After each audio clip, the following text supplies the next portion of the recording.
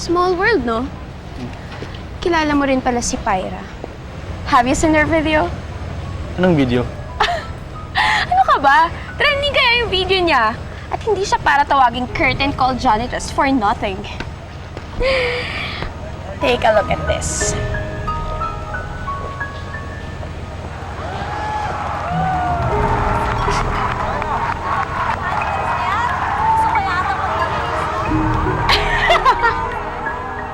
Nakakatawa, no?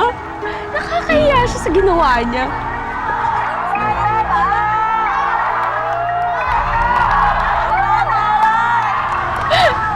Sinong kumuha nito?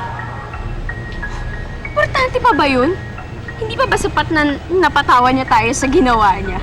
Paano naman naging katawa-tawa ang isang bagay na nagpapaya sa ibang tao? You know what?